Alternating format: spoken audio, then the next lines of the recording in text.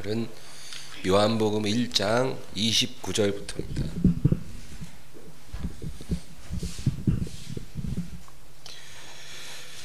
1장 29절부터 42절까지 합독하겠습니다. 이튿날 요한이 예수께서 자기에게 나아오심을 보고 이르되 보라, 세상 죄를 지고 가는 하나님의 어린 양이로다. 내가 전에 말하기를 내 뒤에 오는 사람이 있는데 나보다 앞선 것은 그가 나보다 먼저 계심이라 한 것이 이 사람을 가리킴이라. 나도 그를 알지 못하였으나 내가 와서 물로 세례를 베푸는 것은 그를 이스라엘에 나타내려 함이라 하니라. 요한이 또 증언하여 이르되 내가 봄에 성령이 비둘기같이 하늘로부터 내려와서 그의 위에 머물렀더라. 나도 그를 알지 못하였으나 나를 보내어 물로 세례를 베풀라 하신 그이가 나에게 말씀하시되 성령이 내려서 누구 위에든지 머무는 것을 보거든 그가 곧 성령으로 세례를 베푸는 이인 줄 알라 하셨기에 내가 보고 그가 하나님의 아들이심을 증언하였노라 하니라. 또 이튿날 요한이 자기 제자 중 두 사람과 함께 섰다가 예수께서 다니심을 보고 말하되 보라, 하나님의 어린 양이로다. 두 제자가 그의 말을 듣고 예수를 따르거늘 예수께서 돌이켜 그 따르는 것을 보시고 물어 이르시되 무엇을 구하느냐 이르되 랍비여 어디 계시오니까 하니 랍비는 번역하면 선생이라. 예수께서 이르시되 와서 보라. 그러므로 그들이 가서 계신 데를 보고 그날 함께 거하니 때가 10시쯤 되었더라. 요한의 말을 듣고 예수를 따르는 두 사람 중에 하나는 시몬 베드로의 형제 안드레라. 그가 먼저 자기 형제 시몬을 찾아 말하되 우리가 메시아를 만났다 하고 메시아는 번역하면 그리스도라. 데리고 예수께로 오니 예수께서 보시고 이르시되 요한의 아들 시몬이니 장차 게바라리라 하시니라. 게바는 번역하면 베드로라.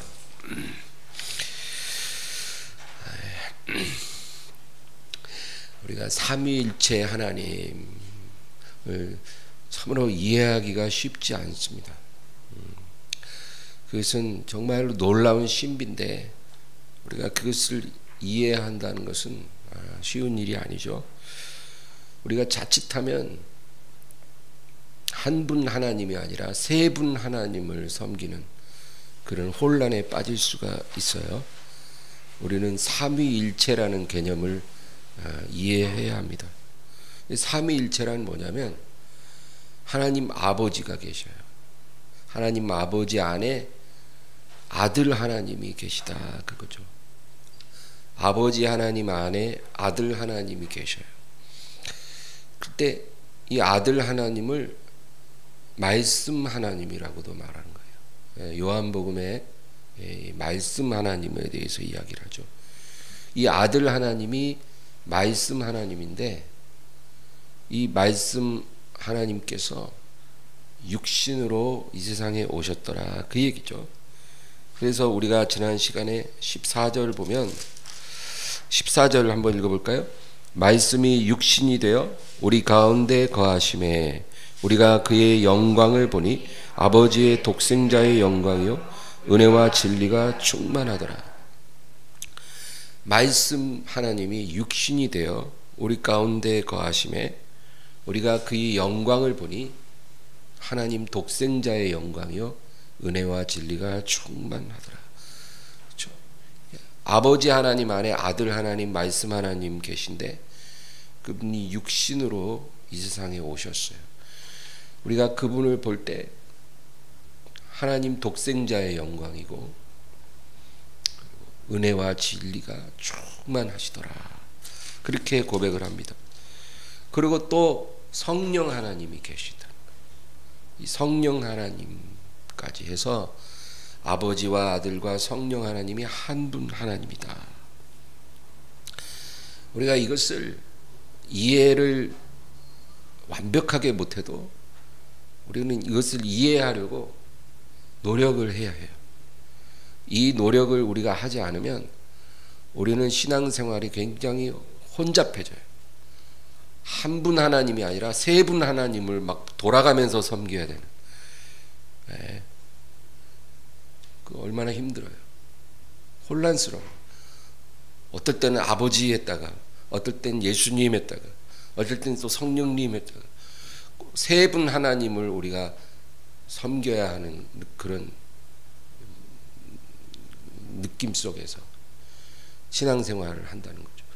그러나 이 세 하나님이 하나이시다라는 것을 우리가 이해하면은 그렇게 혼란스럽지가 않다.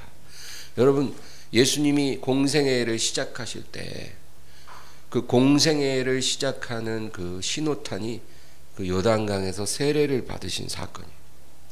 세례 요한에게 세례를 받고 물에서 올라오실 때 그때 하늘에서 소리가 들렸어요.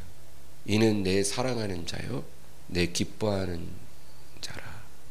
이건 아버지의 음성이에요. 아버지의 음성. 아버지가 육신으로 이 세상에 오신 아들에게 그렇게 말씀하신 거예요. 그리고 그때 성령이 비둘기같이 위로부터 예수님 위에 임하시더라. 그러니까 지금 주인공은 아들 하나님이신데 아버지가 말씀하시고 성령이 비둘기처럼 임하신 거예요. 그러니까 세 하나님이 따로따로 계신 게 아니에요. 같이 계신 거예요.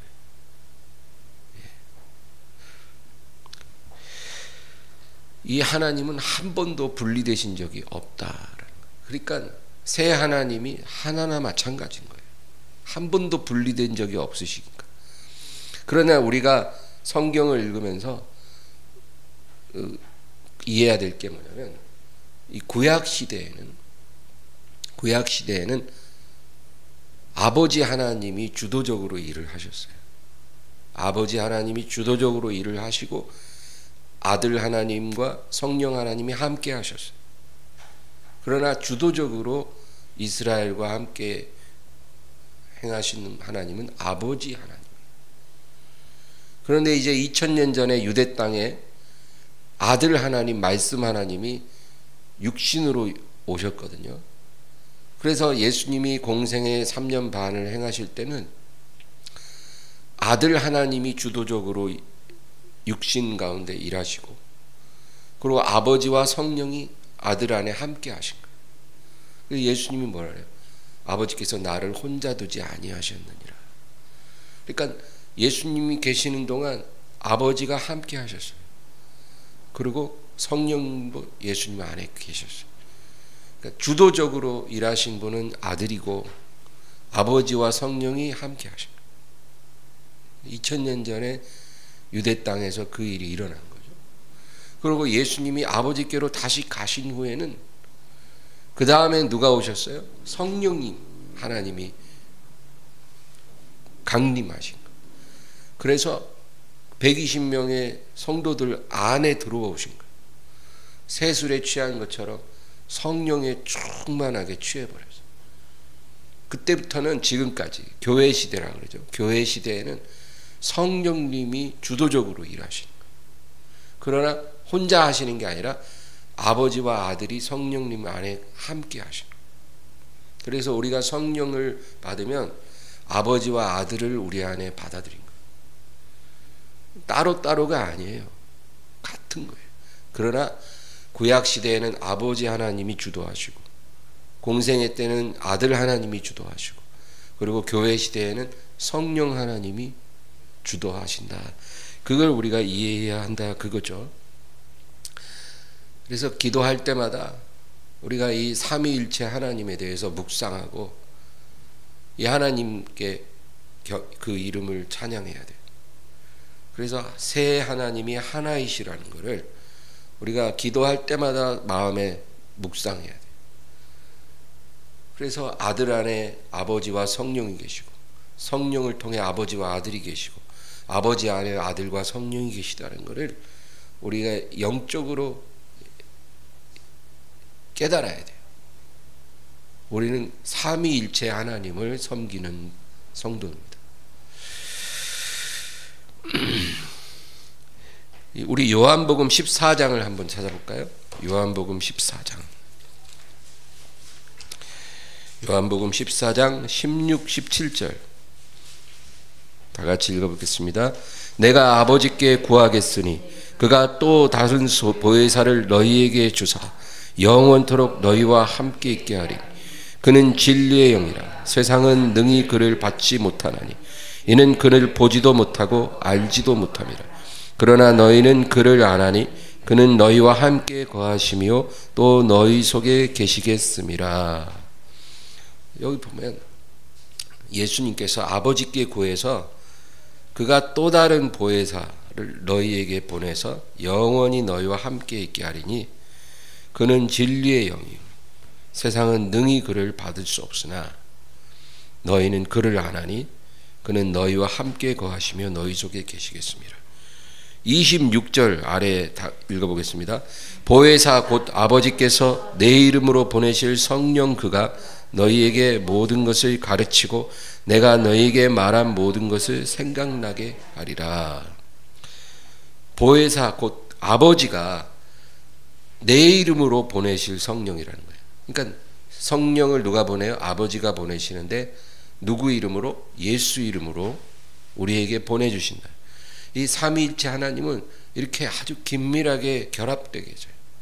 아버지가 내 이름으로 보내실 그가 너희에게 모든 것을 가르치고 내가 너희에게 말한 모든 것을 생각나게 하리라. 여러분, 성령님이 우리 안에 오셔서 우리를 가르치시는 거예요. 그래서 우리가 성경을 읽을 때, 설교를 들을 때 우리 안에서 우리를 가르치셔요. 성령께서 예수님을 우리 안에서 드러나게 하시는 거예요. 예수님의 말씀을 깨닫게 해주시는 거예요. 바로 그런 일을 하신다. 그래서 우리는 여러분 성령에 민감해야 해요. 성령에 아주 민감하게 귀 기울이고 그분과 교제하는 법을 배워야 돼요. 우리가 성령과 교제하는 법을 배우지 않으면 우리는 영적으로 승리할 수 없어요. 하나님의 뜻을 행할 수가 없다는 거예요. 성령과 교제해야 하나님의 뜻을 깨달아요. 그리고 그 뜻대로 순종할 수가 있어요. 이것이 영적 삶이에요. 성령님의 도우심 없이 우리는 절대로 설 수 없습니다. 제가 오랜 시간 제 안에 말 못할 고민이 하나 있었어요. 그게 뭐냐면은 오늘 요한복음 1장으로 다시 가서 9절 보면 9절 읽어볼까요? 참빛 곧 세상에 와서 각 사람에게 비추는 빛이 있었나니. 제가 지난 시간에 얘기했죠. 예수님은 참빛이더라. 참빛. 이 영어로 하면 더 트루 라이트이에요. 트루 라이트. 그러니까 이 트루라는 말에는 퍼펙트라는 의미가 있어요. 그러니까 이 세상에 빛이 많아요.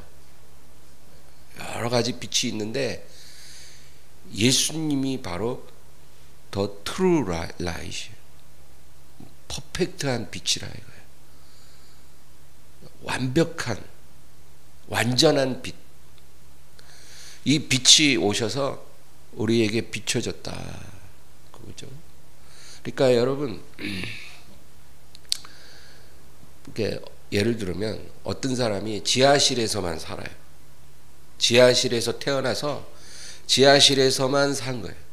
30년. 그러니까 지하실에 사는 동안 등잔에 불 붙여갖고 이렇게 생활을 했는데, 그러니까 이 사람한테는 태어날 때부터 지하실에서만 살았기 때문에 빛이라 그러면 이 등잔빛이에요. 등잔에서 나오는 빛이 이 사람에게는 그가 알고 있는 유일한 빛이었어요. 근데 어떻게 우연히 바깥 세상에 나와서 정말 하늘에 찬란한 태양을 보게 된 거예요. 너무 깜짝 놀랐어요. 이런 세상이 있구나. 이런 빛이 있네. 정말 똑바로 몇 초를 쳐다볼 수 없을 만큼 너무나 밝은 빛을 된 거예요. 바로 이 태양빛이 더 트루 라이트이에요. 세상에 비치는 참빛. 그래서 너무 좋았는데 문제는 가만히 보니까 내 주변에는 아직도 그늘이 져 있는 거예요. 하늘에는 그 찬란한 태양이 빛을 발하는데 내 주변에는 그늘이 쫙 드리워져 있어요. 그래서 몸도 으슬으슬하고 온기를 느끼지 못하고 추운 거예요. 왜 이러지? 저 찬란하고 따스한 빛이 있는데 왜 나는 춥지? 왜 내 주변에는 그늘이 있지? 혼란한 거예요. 보니까 내 주위에 담벼락이 탁 높게 쳐져 있어 갖고 그 햇빛이 차단되는 거예요. 그러니까 담벼락 아래에 있는 내가 햇빛을 받지 못하고 그늘 속에서 몸이 으슬으슬 추운 거예요. 저도 예수님을 믿고 한참 동안을 이런 느낌 속에 살았어요. 분명히 참 빛을 내가 보았는데 막상 나는 그 온기를 못 느끼는 거예요. 늘 마음이 외롭고 춥고 행복하지가 않은 거예요. 뭔가가 너무너무 공허한 거예요. 참 빛을 보는 사람은 행복해야 되는데 행복하지 않고 따스하지 않은 거예요. 그래서 제가 그걸 봤어요. 제 주변에 있는 그 높은 담을. 근데 그 담에 욕망이라고 써 있더라고요. 욕망이라고 하는 담이 내 주변에 쫙 둘러쳐져 있어서 이 담이 햇빛을 차단하는 거예요. 햇빛이 사라진 게 아닌데 그러나 그 욕망이라는 담이 그 빛을 차단하니까 나는 추운 거예요. 진정한 온기 속에 살지를 못하고 있는 거예요. 그래서 제가 깨달았어요. 성령께서 나에게 임하지 않는 것이 아니라 욕망이라는 담이 그 성령의 임하심을 막고 있다라는 거. 그래서 내가 해야 될 일은 이 담을 내 손으로 헐어야 돼. 이 담을 내가 허는 만큼 빛이 더 많이 들어오는 거야. 근데 이 담을 허는 게 우리 일생의 과업이더라고요. 하나님이 나를 사랑하지 않은 게 아니에요. 성령께서 내게 임하시지 않았던 게 아니에요. 성령께서 내 안에 들어오고 싶어 하셔도 내 스스로가 이 담을 헐지를 않으니까 성령의 빛이, 참 빛이, 트루 라이트이 비춰지지를 않는 거예요. 그래서 정작 내 심령은 행복함을 못 느끼고 한 거예요. 그래서 제가 그 욕망이라는 담을 헐기 시작했어요. 그런데 그것을 허니까 그만큼 성령님이 내 안에 빛으로 들어오시더라고요.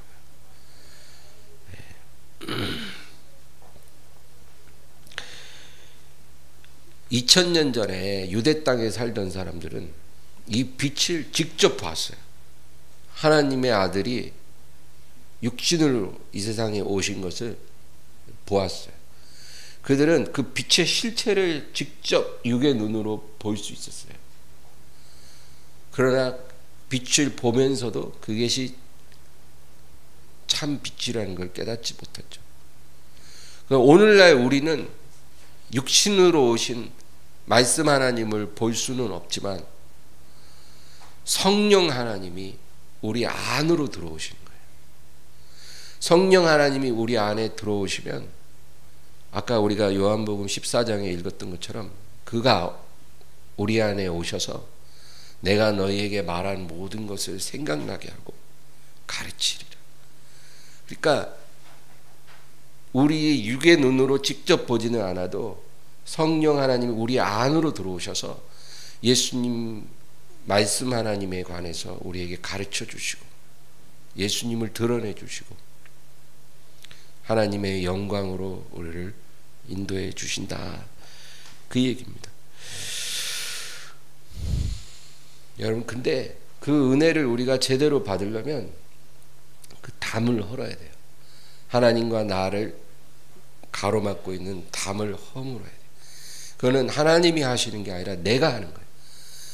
내가 할 거는 내가 해야 해요. 그래야 하나님이 하나님 하실 일을 하시는 거예요. 우리 손으로 그 담을 허는 만큼 성령께서 우리 안에서 참 빛으로 우리에게 비추시고, 우리가 이제까지 신앙생활을 몇 년을 했느냐 그것보다도 그 담벼락이 헐어져서 그 빛이 환하게 비춰지고 따스함을 우리가 느끼면서 살 수 있는 것, 그런 삶을 우리가 살아야 한다는 것. 하나님이 그런 축복을 안 주신 게 아니라 그 담벼락이 그대로 있으니까 그 축복을 주셔도 못 받는 거예요. 여러분, 기독교는 형상을 만들면 안 돼요. 이 세상의 모든 종교는 다 형상을 갖고 있어요. 신의 형상.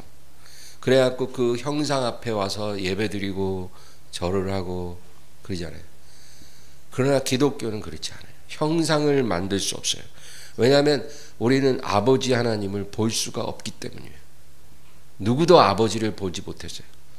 그리고 아들 하나님, 말씀 하나님이 아버지를 드러내셨지만 그분은 이 세상에 오셨다가 아버지께로 다시 가셨어요. 우리는 예수님의 형상을 만들어서는 안 돼요. 그리고 지금 우리 안에 계신 하나님은 성령 하나님이죠. 우리 안에 계시기 때문에 우리가 볼 수 없죠. 그래서 아버지도 아들도 성령도 우리는 볼 수 없기 때문에 형상을 만들어 놓고 그 앞에서 절을 하면 안 되는 거예요. 하나님께서 형상을 만들지 말라고 분명하게 말했어요. 그래서 기독교는 어떠한 형상도 조각해서는 안 돼요. 뭐 그냥 이렇게 기념하려고 상을 만들 수도 있지 않습니까? 가톨릭 성당 가면 상 많잖아요. 그렇죠? 그러면 안 돼요. 그런 걸 만들면 꼭 사람들이 그 앞에 가서 기도한다니까요.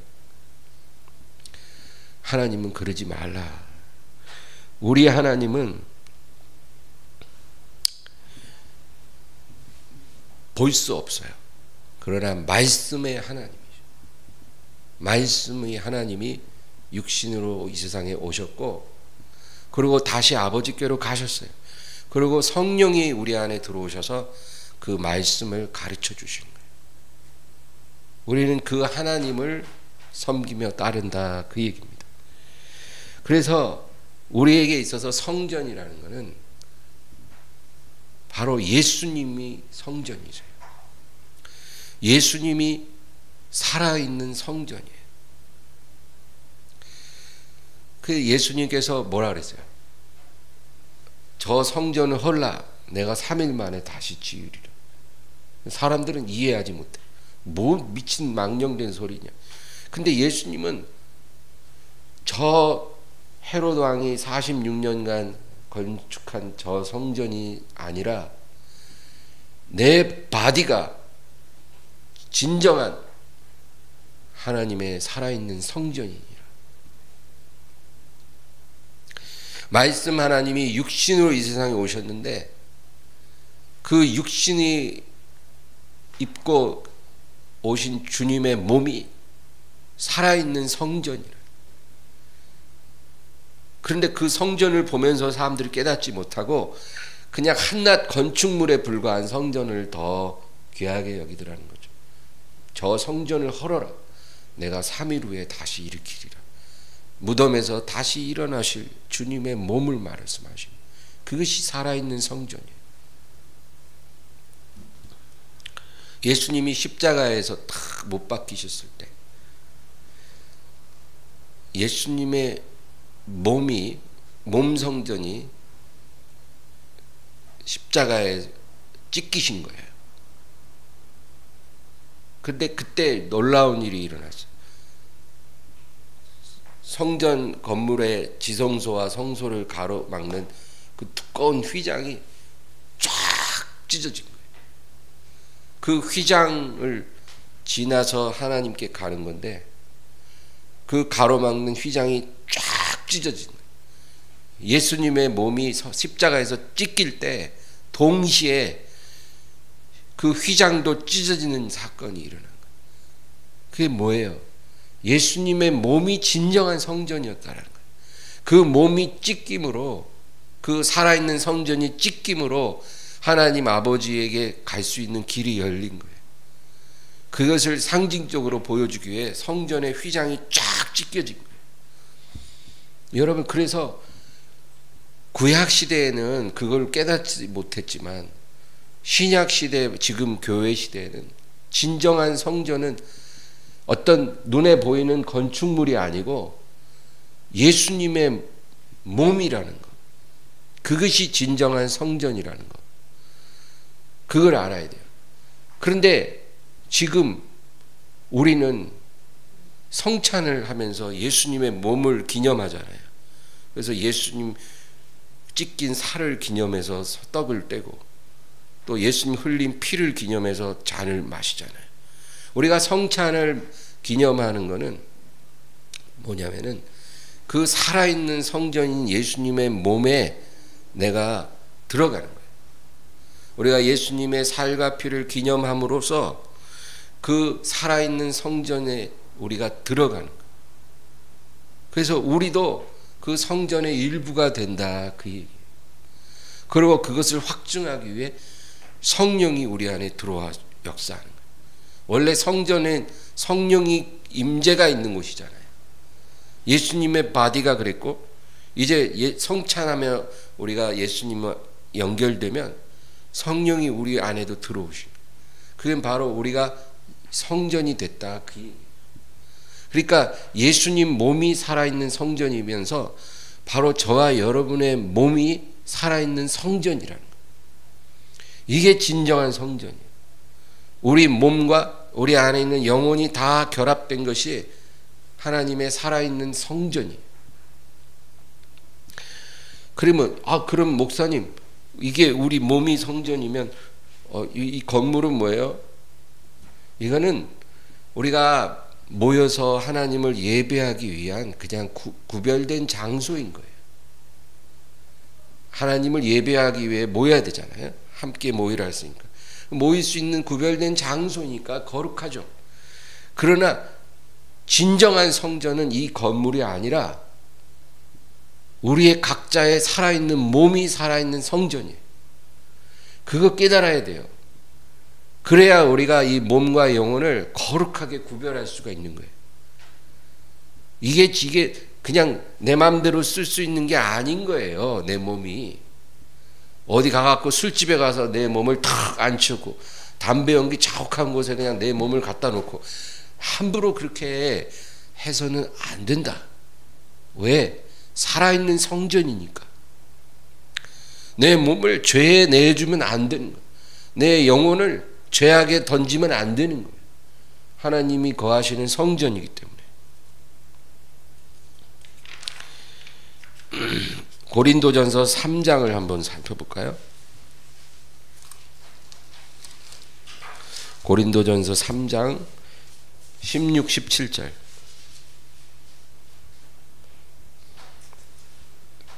다 같이요. 너희는 너희가 하나님의 성전인 것과 하나님의 성령이 너희 안에 거하시는 것을 알지 못하느냐. 누구든지 하나님의 성전을 더럽히면 하나님이 그 사람을 멸하시리라. 하나님의 성전은 거룩하니 너희도 그러하니라. 아멘. 분명하잖아요. 너희는 하나님의 성전이라.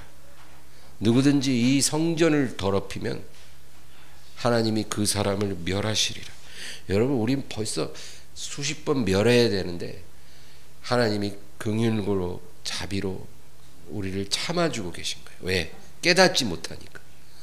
우리 이것이 성전이라는 걸 진짜 깨닫지 못했기 때문에 하나님이 불쌍히 여겨서 우리를 견디시고 있는 거지. 여러분, 우리는 이걸 깨달아야 돼요.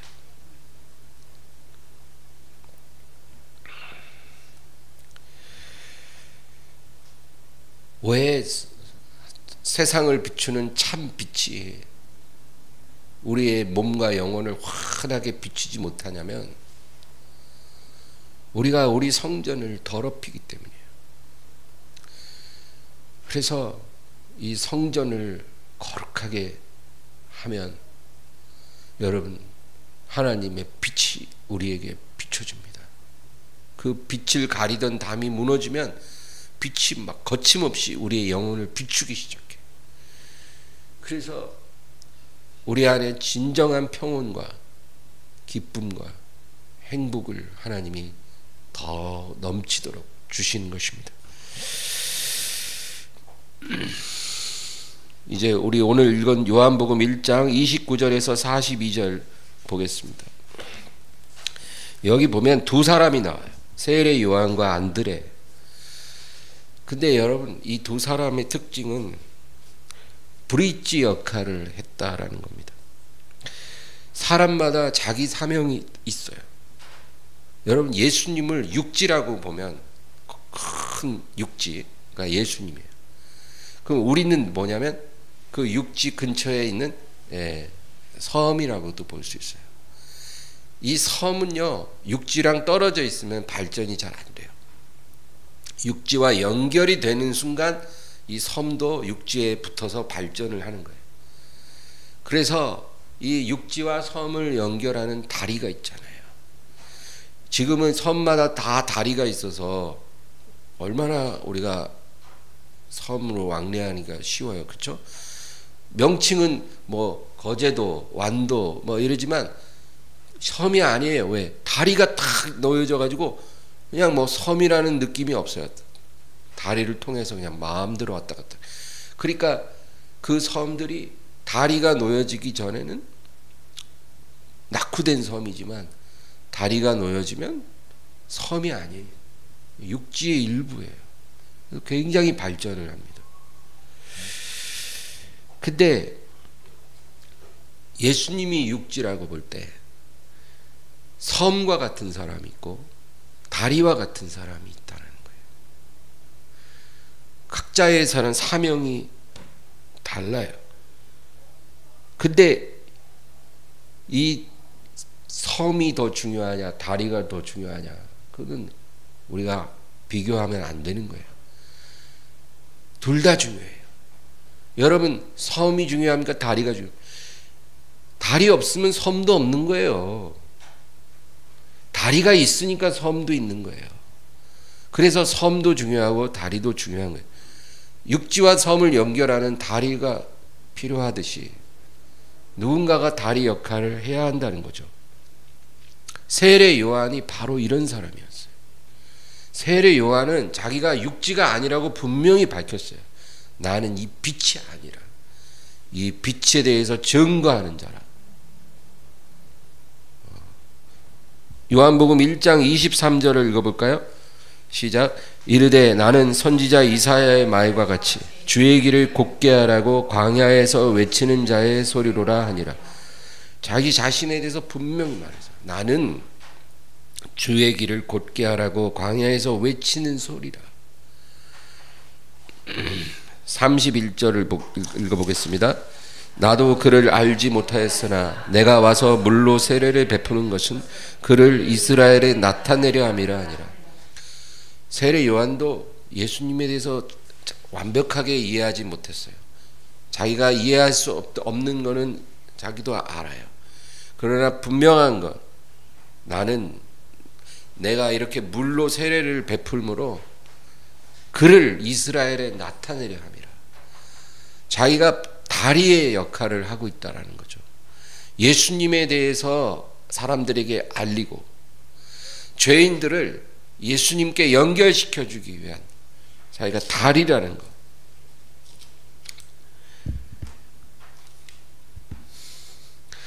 오늘 읽은 말씀 35절에서 37절을 읽겠습니다. 또 이튿날 요한이 자기 제자 중 두 사람과 함께 섰다가 예수께서 거니심을 보고 말하되 보라 하나님의 어린 양이로다. 두 제자가 그의 말을 듣고 예수를 따르거늘. 여기서 두 제자는 누굴까요? 하나는 안드레라 그래요. 또 하나는 이름이 안 나와요. 요한복음에서 이름이 안 나오는 제자 한 사람은 꼭 누구냐면 그게 바로 요한복음을 기록한 제자 요한이에요. 그러니까 안드레와 요한이 원래는 세례 요한을 따르는 제자였다는 거예요. 근데 세례 요한이 안드레와 요한에게 보라, 하나님의 어린 양이로다. 그러니까 이 두 제자가 예수님이 있는 곳으로 갔다라는 거예요. 여러분, 모든 주의 일꾼들은 본질적으로 다리의 역할을 한다는 거예요. 주의 종들은 본질적으로 다리의 사명을 갖고 있어요. 사람들을 예수님께로 연결해 주는 사람이라는 거예요. 목사들 다 다리예요. 여러분들도 본질적으로 주님 앞에 쓰임 받을 때 다리의 사명을 갖고 있는 브릿지 퍼슨이에요. 그런데 이 다리 역할을 하는 주의 종들이 자기가 다리라는 것을 인정하고 이 선을 잘 지키고 넘지 않으면 주님 앞에 갔을 때 상을 받아요. 저 끝까지 다리의 역할에 충실한 거예요. 나는 육지가 아니야. 날 보고 오지 마. 나는 너희를 육지에 연결해주는 다리에 불과해. 나를 통해서 너희가 육지에 연결하는 것, 그것이 내 사명이야. 항상 이 선을 지키면 그 주의 종은 하나님 앞에 상을 받을 사람이에요.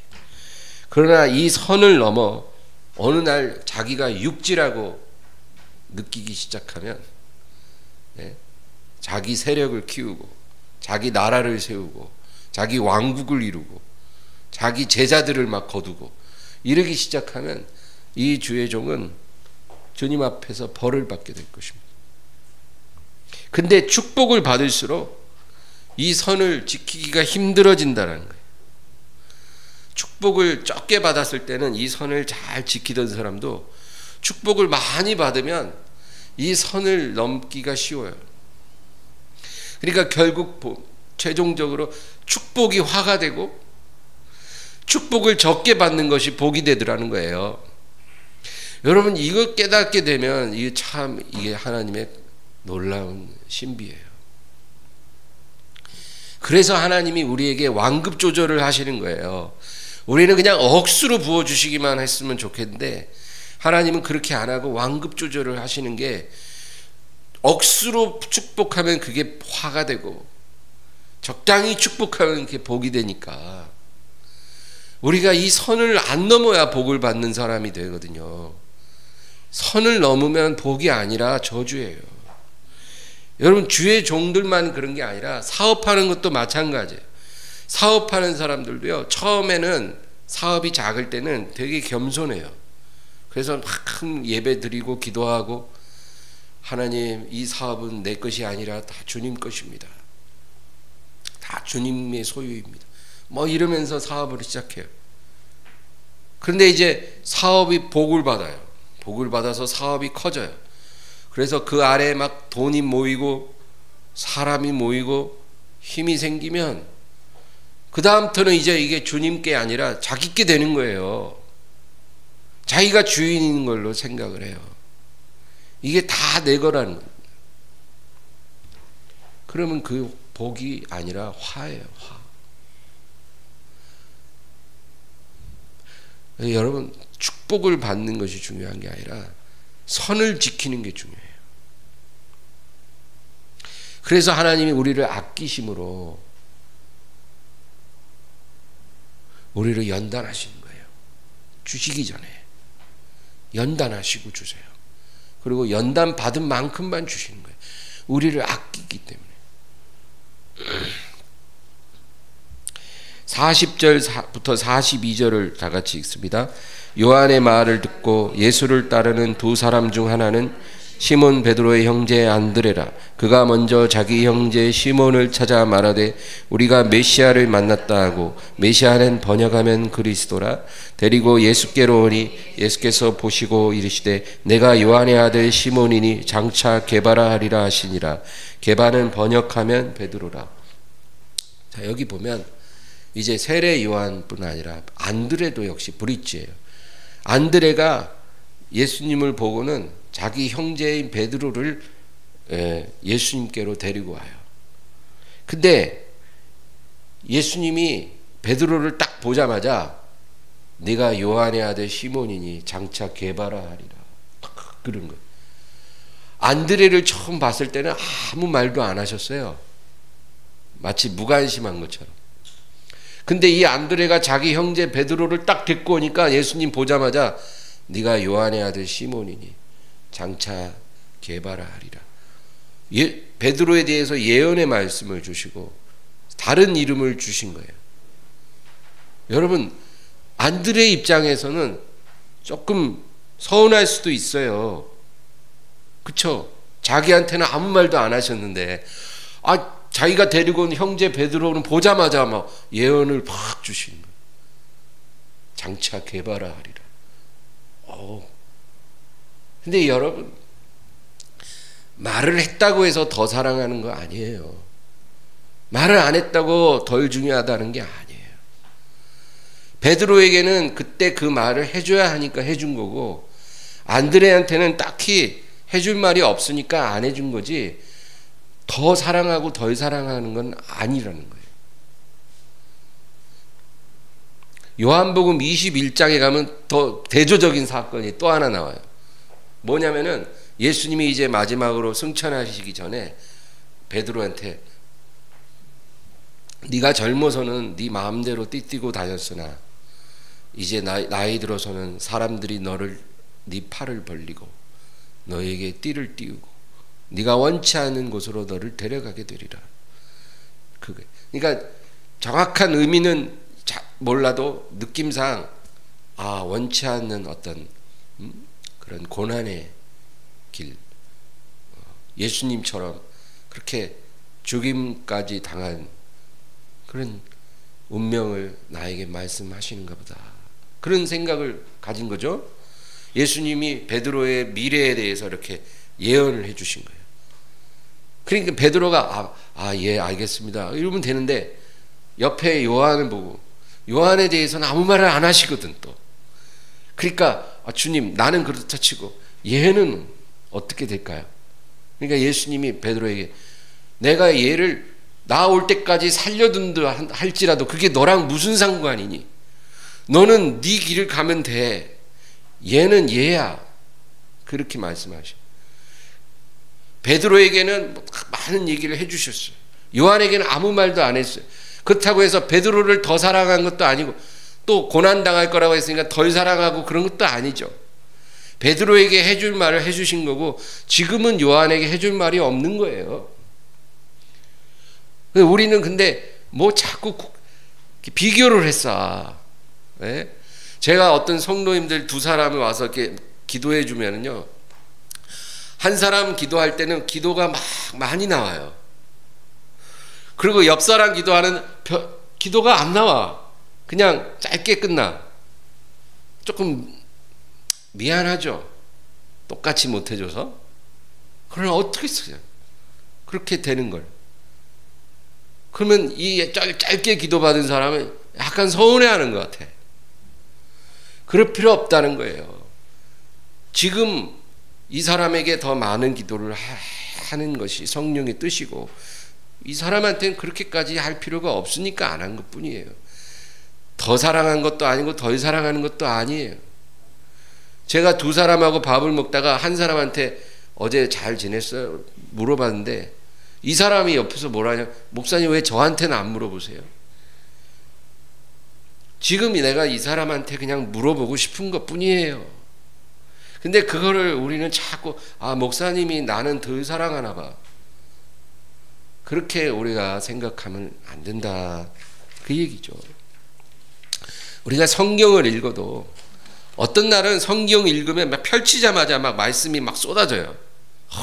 막 나에게 하시는 말씀. 근데 어떤 날은 30분을 읽고 앉았어도 아무 느낌이 없어요. 그렇잖아요. 그러면 말씀이 쏟아진 날은 나를 사랑하시는 날이고 말씀이 안 오는 날은 나를 외면하시는 날일까요? 아니죠. 말씀을 많이 주시는 날이 있고 말씀을 안 주시는 날도 있는 거예요. 안드레가 질투심이 많은 사람이었으면 여러분 베드로를 예수님께 데리고 가지도 않았을 거예요. 왜? 얘 데려가면 분명히 나보다 얘를 더 좋게 보실 수도 있어. 왜? 베드로 성격이 또 이렇게 튀는 성격이니까. 그렇게 생각하고 베드로를 안 데려갈 수도 있었겠죠. 그러나 안드레는 그런 사람이 아니었어요. 베드로를 데려왔어요. 자기한테는 아무 말 안 하신 주님이 베드로 보자마자 너가 장차 개바라 하리라 이렇게 말을 해도 안색 바뀌지도 않고 안드레는 편안했어요. 안드레가 얼마나 사랑스러운 사람인지 몰라요, 여러분. 소년이 갖고 있는 오병이어를 가지고 주님 앞에 탁 가지고 왔잖아요. 주여, 소년이 이걸 가지고 있는데 어떻게 하오리까? 안드레는 사랑스러운 사람이에요. 예수님이 절대 안드레보다 베드로를 더 사랑하신 거 아니에요. 자기 역할이 다른 것뿐이에요. 그런 관점에서 43절에서 51절 이 말씀까지만 더 해볼까요? 같은 내용 읽을 필요는 없고 여기 보면 이제 빌립을 주님이 부르셔요. 12제자 중에 하나인 빌립을 불러. 근데 예수님 뭐라 그러냐면 43절에 이튿날 예수께서 갈릴리로 나가려 하시다가 빌립을 만나 이르시되 나를 따르라 하시니, 그러니까 빌립을 부르실 때 딱 시크하게 불렀어요. 나를 따르라. 그래서 빌립을 부르셨어요. 근데 이 빌립이 브릿지예요. 그래서 안드레 나다나엘에게 가갖고 야, 우리가 메시아를 봤어. 너도 한번 같이 가보자. 그래갖고 나다나엘을 딱 데리고 왔는데 예수님 나다나엘은 보자마자 뭐라 그러시냐면 47절 다 같이 읽겠습니다. 예수께서 나다나엘이 자기에게 오는 것을 보시고 그를 가리켜 이르시되 보라, 이는 참으로 이스라엘 사람이라 그 속에 간사한 것이 없도다. 빌립 부를 때는 나를 따르라 이러고 그냥 한마디 탁 던지시고 끝났는데 빌립이 데리고 온 나다나엘은 보자마자 보라, 이는 참으로 이스라엘 사람이라 그 속에 간사한 것이 없도다. 나다나엘을 굉장히 칭찬해 주는 거예요. 만약에 빌립이 시기 질투의 사람이었으면 안색이 싹 바뀌었어요. 아이씨, 뭐야 이거, 나는 개무시네, 나 이제 안 가. 나다나엘 니 나가라, 나는 안 간다 이제, 이랬을 수도 있어요. 그러나 그러지 않았더라. 말을 한마디를 하든 열마디를 하든 그는 그때 하나님의 그 뜻일 뿐이에요. 더 사랑하고 덜 사랑한 게 아니에요. 여러분, 그러므로 모든 것은 다 주님이 그때 맞게 우리에게 허락하시는 거기 때문에 우리 자신을 다른 사람과 비교할 필요 없어요. 브릿지 역할을 하는 사람이 있고 섬 역할을 하는 사람이 있는 거예요. 우리를 어떻게 부르시고 어떻게 쓰실지는 주님이 정하는 거고 우리는 거기에 맞게 감사하며 살면 되는 거예요. 우리 자신을 다른 사람과 비교하면서 질투하기 시작하면 그것이 우리의 영혼을 무너뜨린다라는 거. 그러므로 오늘 말씀을 보면 여러분, 세례 요한이나 안드레 이런 사람들은 얼마나 충성스러운지 몰라요. 얼마나 사랑스러운지 몰라요. 우리도 이런 사람이 되기를 주 이름으로 축원합니다. 말씀을 생각하면서 간절히 기도하겠습니다. 주여, 주여, 주여.